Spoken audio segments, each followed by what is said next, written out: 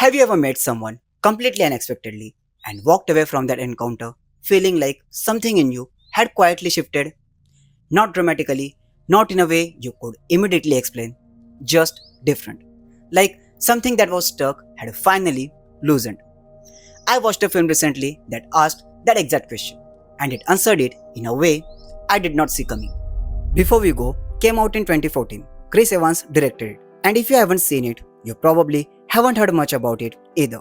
It's not a big film, it didn't break box office records. Critics were pretty mixed on it, but honestly, I don't care about any of that because the story it tells is so simple and so quietly honest that I think it deserves way more attention than it got. Two strangers, one night, New York City.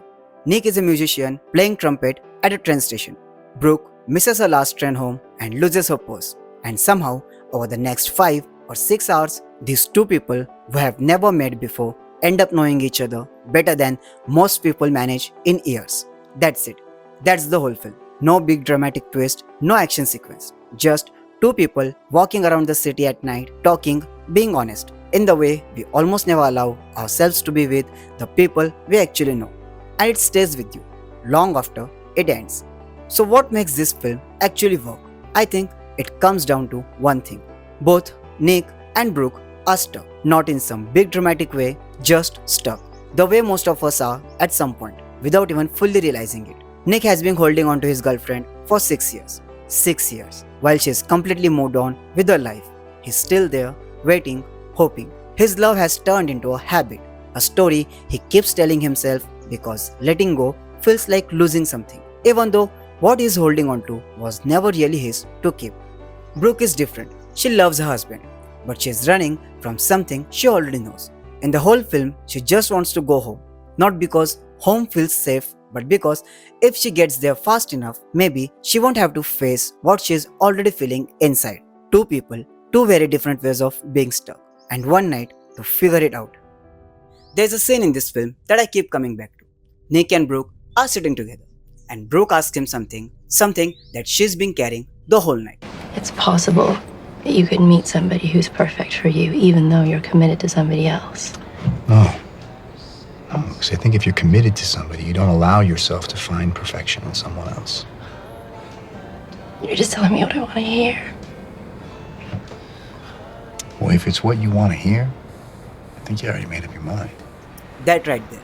I have watched this film several times now, and that exchange stops me every single time. Because it's not really about whether Brooke should stay or go. It's about the fact that she knows the answer. She's known it the whole night. She just hasn't been able to say it out loud. And I know that feeling.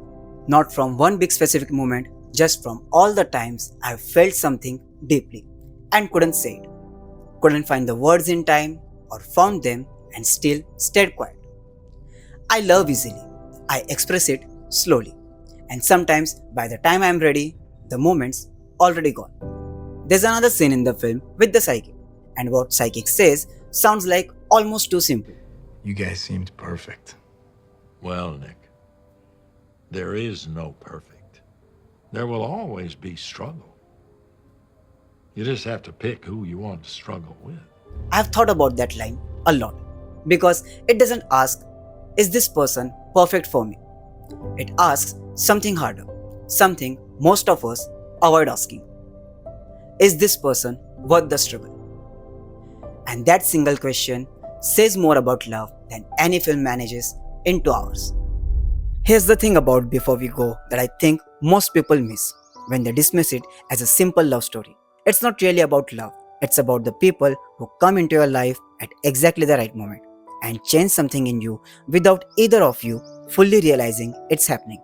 We have all had someone like this. A friend you were only close to for 1 year, a colleague you talk to every day and then lost touch with completely. Someone you met on a trip or at a difficult moment in your life who said exactly the right thing at exactly the right time and then disappeared. And at the time, you might not have appreciated it. You might have been frustrated with them, disagreed with them, taken them for granted.